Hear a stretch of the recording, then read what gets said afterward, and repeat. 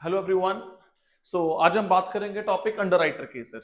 Underwriter topic, underwriter word बहुत बार +1 +2 में बहुत बार यूज होता है। आज हम देखेंगे उसके बारे में अंडरराइटर क्या होता है। सर अंडरराइटर को समझने पहले से आप एक चीज सिचुएशन सोच के देखिए। अगर कोई कंपनी पब्लिक में जाके शेयर इशू करती है, अपना आईपीओ लॉन्च करती है, पब्लिक से पैसा उठाती है, क्या ये पॉसिबल है कि सभी के सभी शेयर से सब्सक्राइब हो जाएं? क्या ये पॉसिबल है कि अगर फॉर एग्जांपल एक कंपनी 1,000 करोड़ का आईपीओ लेके आई है और 1,000 करोड़ रुपया लोग उसके पब्लिक जो है उसको सब्सक्राइब कर दे, so it may be practically impossible, it may be next to impossible. So underwriters का रोल यहाँ पे आता है। इट इज नॉट पॉसिबल कि कंपनी ने जितने सारे शेयर्स इशू किए हैं वो सारे के सारे सब्सक्राइब हो जाएं। जितने सारे शेयर्स अनसब्सक्राइब रह जाते हैं तो वहां पे अंडर राइटर की भूमिका आगे आ जाती है। अंडर राइटर कंपनी को एक कमिटमेंट देते हैं, अंडर राइटर्स कंपनी को ये रिस्पॉन्सिबिलिटी बियर करते हैं कि अगर कोई पोर्शन आपका अनसब्सक्राइब रह गया तो वो हम सब्सक्राइब करेंगे, यानी कि वो कंपनी में पैसा इन्वेस्ट करेंगे, वो कंपनी में निवेश करेंगे। सर अंडर राइटर कोई छोटी मोटी बात नहीं है। अंडर राइटर एक बहुत बड़े सर, एक could be like big banks. Okay, अगर कोई कंपनी 1,000 करोड़ का आईपीओ लेके आ रही है, वैसे सेबी के नियम के अनुसार 90% सब्सक्रिप्शन होना चाहिए, ठीक है, everyone knows that.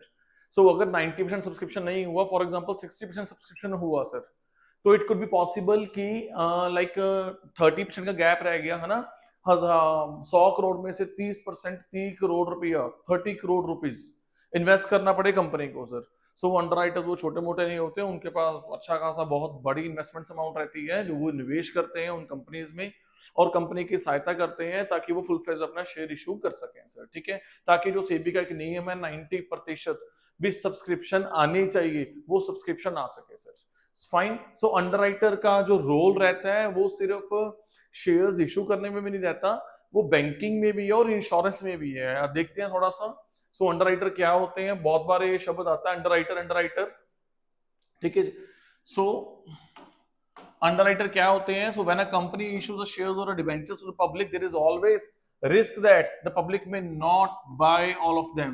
So to protect the company from this risk, it appoints a underwriter, sir. So if the public does not buy all the security, the underwriters agrees to buy the remaining unsold portion, unsold shares or debentures, whatever they are, sir. Fine. So underwriters are could be individuals, they could be firms, or they could be financial institutions that guarantee to take up any unsold portion. Sir जो भी unsold portion बच जाता है, जो कम लोग subscribe नहीं करेंगे, जो लोग निवेश नहीं करेंगे, वहां पे अंडरराइटर कहता है कि हाँ भाई मैं लूंगा यार ये, ठीक है जी। सिक्योरिटीज, सिक्योरिटीज वर्ड एक ऑलराउंडर वर्ड है that includes, it could be your shares, debentures, bonds, everything. For the securities consist of everything. Fine. It could be equity shares, preference shares, debentures, bond, etcetera sir.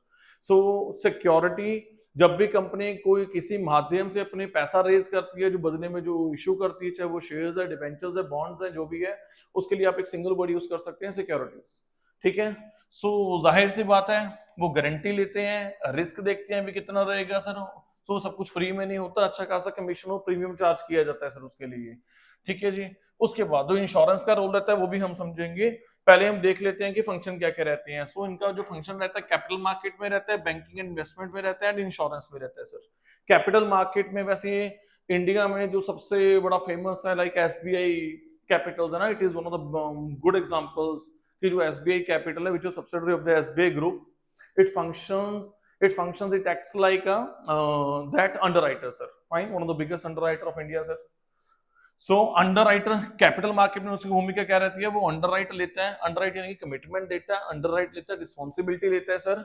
जो shares and debentures company issue करने जा रही है उसके लिए वो guarantee देता है सर, उसके लिए बदले में कमीशन चार्ज किया जाता है as per the companies act. Underwriter can charge the commission up to the 5% for the shares, and for debentures it is 2.5%, sir. Fine. Banking and investment में क्या रोल रहता है सर? इन्वेस्टमेंट और banking में क्या रोल रहता है कि जब भी कभी किसी कंपनी में कैपिटल रेज करना रहता है सर, किसी कंपनी ने कैपिटल रेज करना है, उसका शेयर प्राइस क्या रहेगा, तो ये सब किसका काम होता है? ये भी अंडरराइटर करते हैं इन दैट बैंकिंग और इन्वेस्टमेंट कैपेसिटी सर। उसका रिस्क असेस करना। प्राइस सिक्योरिटी, प्राइस सिक्योरिटीज का मतलब क्या हुआ सर? प्राइस सिक्योरिटीज का मतलब क्या हुआ, पहले हम ये समझ लेते हैं। प्राइस सिक्योरिटी का मतलब क्या हुआ? जब जोमैटो ने आईपीओ लॉन्च किया था 2021 में, ठीक है, तो उसका जो प्राइस बैंड था इट वाज 72 टू 76। ठीक है, कंपनी को डर लगा रहता है कि अगर कोई बहुत ज्यादा प्राइस रख दिया तो हो सकता है कि लोग सब्सक्राइब ना करें, बहुत कम कर दिया इट कुड बी पॉसिबल कि कंपनी को लॉस हो जाए, अच्छा पैसा आ सकता था वो नहीं आ पाएगा सर। सो एक अमाउंट कंक्लूड करनी होती है depending upon the market situation, depending upon the competitors, जो भी कंपनी का जो कंपिटिटर होता है उसकी जो प्राइस है उसको मद्देनजर रखते हुए, पीई रेशियोज को, और भी बहुत सारे फैक्टर्स होते हैं जो कंसिडर करने पड़ते हैं। ठीक है, प्राइस बैंड को फिक्स करने के लिए ये सारा काम कौन करता है? अंडरराइटर करता है सर। ठीक है, तो हम बात कर रहे हैं जोमेटो का, आया था जोमेटो ने आईपीओ लेके आया था 2021 में सर। ठीक है, आईपीओ क्या होता है थोड़ा सा डिटेल में एक अलग से वीडियो बना दूंगा उसके लिए, आईपीओ क्या रहता है। ठीक है, सो आईपीओ सिंपल भाषा में जनता से पैसा उठाना सर। ठीक है, जब वो कंपनी पब्लिक ऑफर करती है, जनता से पैसा रेज करती है sir for the first time sir, it is called initial public offer sir. Detail video उसके अलग से बना देंगे सर।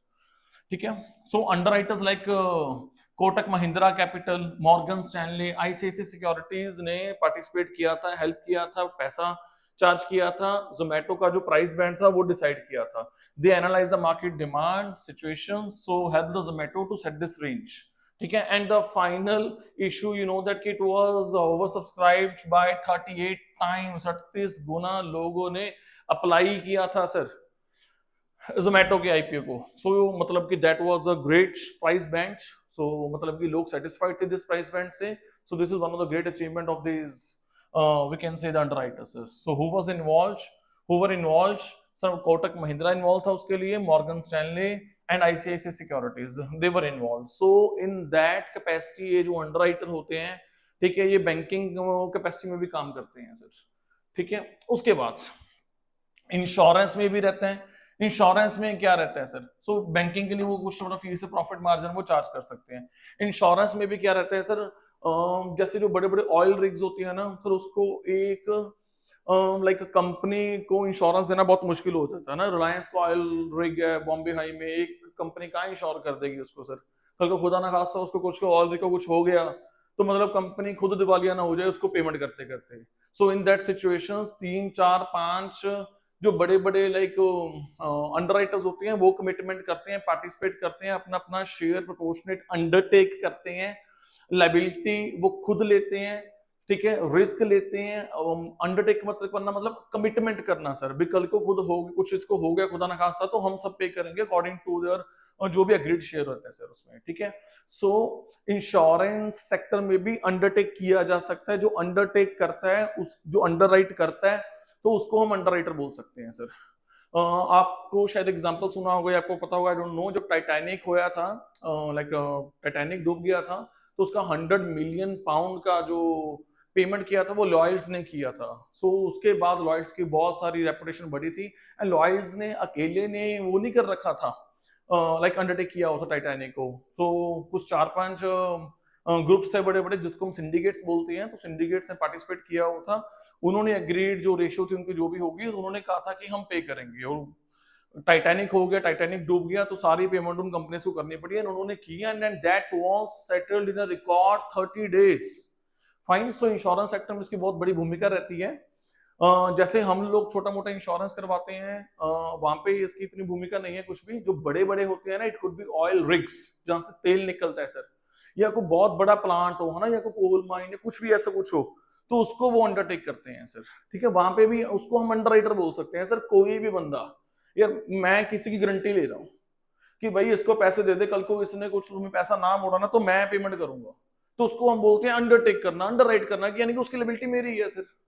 फाइन। तो ये कंसेप्ट इंश्योरेंस में भी रहता है, ये बैंकिंग एंगल से आप देख सकते हो, तो आप इसको कैपिटल मार्केट्स में भी देख सकते हो सर। भी अगर आपके शेयर सब्सक्राइब ना हुए तो बाकी सारे शेयर आप मुझे दे देना सर, तो अंडरराइट मैं कर देता हूं उसके लिए सर। ठीक है, so that could be an individual, that could be a firm, that could be, oh sir, in practically they are very big sharks. Okay, Morgan Stanley, they are JP Morgan, SBI Capital Markets, ICICI Securities, they all are big sharks sir. So assess the insurance, वो करने से पहले वो risk assess करते हैं कि हमें करना चाहिए ना करना चाहिए। फाइन। तो ये सब चीजें वो ऑब्वियसली वो देखेगा इन underwriter before granting the insurance policies. तो उसके लिए वो रिस्क भी डिवेल्युएट करता है, प्रीमियम फिर उस अकॉर्डिंग डिसाइड करेगा, है ना, फिर उस अकॉर्डिंग उस अकॉर्डिंगली जो पॉलिसी है वो प्रूव रहेगी सर। तो प्रीमियम कैसे रहेगी? जो प्रीमियम इनकम भी हो सकती है उनको, अंडरराइटिंग प्रॉफिट भी हो सकता है उसके लिए। सो moral of this story sir, जो कैपिटल मार्केट में भी इनका फंक्शन रहता है, मैं दोबारा बोल चुका हूँ, ठीक है जी, दोबारा बोल देता हूँ एक बार। तो बैंकिंग में भी रहता है, इंश्योरेंस में भी रहता है, ठीक है। इन कैपिटल मार्केट में क्या होता है कि मिनिमम सब्सक्रिप्शंस की गारंटी करते हैं, जिससे क्या होता है जो इन्वेस्टर्स का जो कॉन्फिडेंस है वो बिल्डअप होता है भी हाँ यार, अगर मैंने पैसा लगाया फॉर एग्जांपल इस कंपनी का, अगर सब्सक्रिप्शन सही से नहीं गया तो अंडरराइटर बैठा वो देख लेगा भाई, ठीक है। सो इससे इन्वेस्टर कॉन्फिडेंस बूस्ट होता है यार, ठीक है। सो मार्केट में शेयर डिस्ट्रीब्यूट हो सकते हैं इसलिए, तो जाहिर सी बात है कि फाइनेंशियल रिस्क नहीं रहता कंपनी का, वो उसकी लीवरेज मिल जाती है, उसको कवरेज मिल जाती है, ठीक है। ऐसा नहीं है भी कंपनी आईपीओ ले आई और मार्केट में सक्सेसफुल ना हुआ, अगर वो अंडरराइटर की सहायता लेगा तो जो कि नॉर्मली लेना ही पड़ता है, it is practically impossible for the company, next to impossible for the company to go to for the IPO, to go for the public offer without the help of the underwriter. Okay, underwriters are very great professionals in their own field, sir. So they help that, sir, to that company to like raise the capital from the market, sir. Fine. So banking sector में company का risk assess करते हैं, company को कितना risk है before issue of that, उसकी pricing करनी है। सिक्योरिटी की मैं एग्जांपल दे चुका हूँ जोमेटो की सर, ठीक है। तो जोमेटो की एग्जांपल दे चुके हैं, उसका प्राइस बैंड फिक्स हुआ था 70 to 76 हुआ था सर, ठीक है। उसके बाद गारंटी करते हैं, डिस्ट्रीब्यूट करवाना, शेयर्स डिस्ट्रीब्यूट करवाना सर, ये भी बैंकिंग एंगल से एक आप देख सकते हो उसको सर, ठीक है। और एडवाइजरी सर्विसेज देनी सर। उसके बाद इंश्योरेंस में भी आपको बता चुका हूँ सर, इवैल्यूएट रिस्क रहते हैं, फिर उसके अकॉर्डिंग जो पॉलिसी को टर्म्स एंड कंडीशंस वो डिसाइड होते हैं, फिर वो देखता है जो अंडरराइटर की उसको ये पॉलिसी करनी चाहिए कि नहीं करनी चाहिए, प्रॉफिटेबिलिटी रहेगी कि नहीं रहेगी, सो उस अकॉर्डिंग चलता है सारा कुछ सर, ठीक है जी। तो जो अंडर रेटिंग होता है वो आप कह सकते हो कि 3 तरीके से होता है, तो कंप्लीट अंडर रेटिंग सर, ठीक है ना, मतलब पूरी की पूरा जो भी, अगर कोई आईपीओ के मैंने पूरा का पूरा अंडरराइट कर दिया या कोई ऑयल रिग है मैंने पूरी की पूरी अंडरराइट कर दी सर, ठीक है। सो आप कह सकते हो कि उसको कंप्लीट अंडर रिटर्न सर, जिसमें पूरा रिस्क लिया जाता है सर, पूरा रिस्क अंडरटेक किया जाता है। पार्शियल अंडरटेकिंग में, अंडर राइटिंग में क्या रहता है, only a part of the issue is undertaken sir, जो इशू का एक पार्ट है, फॉर एग्जांपल 1000 करोड़ का आईपीओ आ रहा है, मैंने अंडर रिटर्न, मैंने अंडर राइट कर दिया, मैंने अंडरटेक ले ली, मैंने रिस्पॉन्सिबिलिटी ले ली, उदाहरण तौर पे 200-300 करोड़ कुछ की सर, ठीक है, ये पार्ट ऑफ दैट सर। या मैंने पूरी एसेट को इंश्योर ना करके उसकी लायबिलिटी कमिट ना करके मैंने उसका कुछ पोर्शन को जो लायबिलिटी उसको कमिटमेंट कर दी sir. So form under return में क्या रहता है कि मैं एक agreed number of share subscribe करूंगा सर, कि मुझे बस इतने नंबर ऑफ शेयर चाहिए respective of the subscription level sir, मैं इतने लूंगा ही लूंगा। हो सकता है कंपनी 100 करोड़ का इशू लेके आए, तो मैंने कमिटमेंट कर दिया कि 10 करोड़ के शेयर मेरे हैं भाई, तो हो सकता है कि जो लाइक सब्सक्रिप्शन हो वो 10, 20, 30 टाइम्स हो जाए, तो उसमें भी 10 करोड़ शेयर मुझे मिलेगा, बिकॉज वो तो चलो बाद में हो गया ना, 10, 20, 30 टाइम्स शेयर सब्सक्राइब हो गए, इशू करने के पहले थोड़ा ना कौन सा कुछ पता था। In that time I came forward, I give the commitment, it could be possible कि आपका शेयर इशू ना अच्छा जाता sir, so in that situation हमने आपको गारंटी दी है सर कि आपकी लिबिलिटी मेरी है सर, आपकी मैं कमिटमेंट कह रहा हूँ 10 करोड़ शेयर्स मेरे हैं, तो उस केस में मिलते हैं। सो इररिस्पेक्टिव ऑफ द फैक्ट कि आप 100 करोड़ का आईपीओ लेके आ रहे हो, वो सब्सक्रिप्शन उसका 10 टाइम्स आ रहा है, 2 टाइम्स आ रहा है, 5 टाइम्स आ रहा है, या 90 या 80 60% रह रहा है, पर I am agreeing to subscribe for the agreed number of shares sir, तो उतने शेयर्स मुझे मिलेंगे सर, ठीक है। उसके बाद सर मार्क्ड अनमार्क्ड एप्लीकेशंस जैसे क्या रहते हैं, मैं आपको समझा देता हूँ, वैसे प्रश्न पत्रों में इतना इंपॉर्टेंट नहीं रहता ये। मार्क्ड एप्लीकेशंस में जो एप्लीकेंट्स है उसमें एप्लीकेशंस में अंडरराइटर का नाम लिखा होता है कि ये शेयर्स मेरे हैं, ये फाइन, ये एप्लीकेशन मेरी है। अनमार्क्ड में नहीं लिखा रहता है सर, ठीक है। फर्म अंडरराइटर में बता ही रहा हूँ कि they must buy even if the issue is fully subscribed, ठीक है।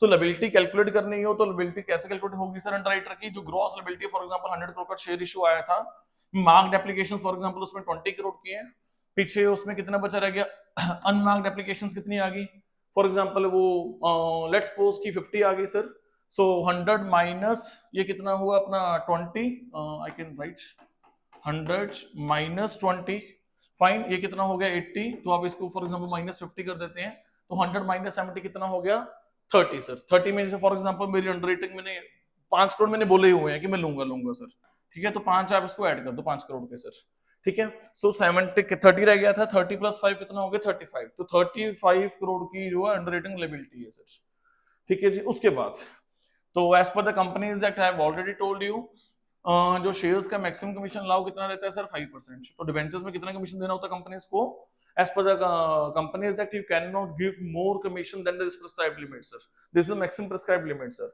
So I can give you some few examples of the underwriters. So in capital market or the banking, I can give you the examples of the ICICI Securities, Axis Capital, Kotak Mahindra, great giant sir, big giant sir. HDFC bank, giant, SBI। Sir giant का ही काम है ना, मेरे वगैरह का तो काम ही नहीं है ना ये कर ले कोई, ठीक है ना, ये जायंट्स के काम है सर, ये जो कर सकते हैं ब्रोकरेज, सॉरी अपना अंडरराइटर फर्म्स, ठीक है। JM financials, global underwriters, Goldman Sachs, JP Morgan, Morgan Stanley, Barclays, credit Suisse, Deutsche bank and all that sir. Insurance sector में LIC is a big name sir, LICC Lombard is a big name, HDFC Ergo, new India assurance, SBI life, that's Lloyd's of London ने वो जो Titanic वाली ship थी वो ensure की थी sir उसके लिए, ठीक है। So AXA, AIG, Zurich insurance, Prudential Allianz, etcetera, these are the great names in this sector sir. Fine, so I can tell you कि LIC का IPO आया था, सबसे बड़ा IPO था, पब्लिक इशू आया था 21,000 करोड़ का सर, कितना, 21,000 करोड़ का बॉस, ठीक है। So that was underwritten by you know what, by whom, the big giants like Kotak Mahindra capital, Axis capital and SBI capital sir.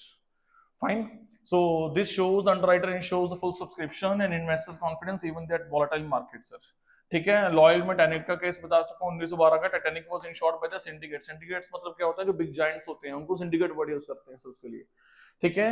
So at Lloyd's claims the claim paid within 30 days after the sinking, so it was in record times है ना।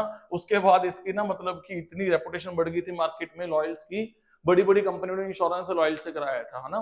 मतलब कि in that extreme circumstances की Titanic भी डूब गई, तभी loyals ने साथ नहीं छोड़ा, अपनी जो कमिटमेंट थी वो अपनी उसने निभाई भाई।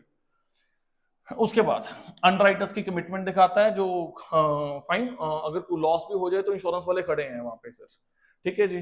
सो कह सकते हैं कि 3 तरह का रहता है समरी हम ना, कैपिटल, बैंकिंग, इंश्योरेंस, ठीक है जी। उसपे फुल सब्सक्रिप्शन हम इंश्योर करते हैं, यहाँ पे फंड इशू हम गारंटी करते हैं, यहाँ पे क्या रहता है, इवैल्यूएट रिस्क प्राइस रहता है सर, ठीक है। कल को लॉस हो गया तो हम करेंगे उसके लिए। सक्सेसफुल पब्लिक इशू, वहां पे गारंटी रहता है, कैपिटल इजीली सेफली रेज हो जाएगी, है ना। डिस्ट्रीब्यूशन ऑफ शेयर्स उनका काम रहता है उस केस में, प्राइसिंग ऑफ सिक्योरिटीज उनका काम रहता है उस केस में, ठीक है। तो इस केस में क्या है, जो पॉलिसी रिस्क कवर वगैरह इंश्योरेंस मिलती है, फाइनेंशियल रिस्क है यहाँ पे, मार्केट रिस्क है, क्रेडिट रिस्क है, यहाँ पे क्या है, प्रॉपर्टी, मोर्टेलिटी, कुछ भी एक्सीडेंटल रिस्क है सर, इसलिए कमीशन चार्ज कर सकते हैं, है ना, Kotak Mahindra, JP Morgan, so these are the big names we have already discussed. So hopefully बहुत बार आप ये यूज करते हो वर्ड, वैसे बनाने का टॉपिक कुछ और बड़ा भी बना सकते थे अंडरराइटर्स का, पर I have just made in a very simple tone, in a very simple note for the only +1 and +2 students, so that they are like so that कि उनको समझ आ जाए अंडरराइटर क्या होता है, ठीक है। वो बहुत पढ़ते हैं, होपफुली आपको अच्छा लगा होगा। चलो आप ऐसा बताओ, अगर आपको समझ आया है ना, आप नीचे कमेंट्स में लिख के बताओ कि जब वो पेटीएम का IPO आया था, दैट वाज उसका अंडरराइटर कौन कौन था सर, तो नीचे कमेंट्स में लिख के आप बताओ। सो लेट्स सी, आप गूगल कर सकते हो, whatever you want to do, ठीक है। Thank you so much.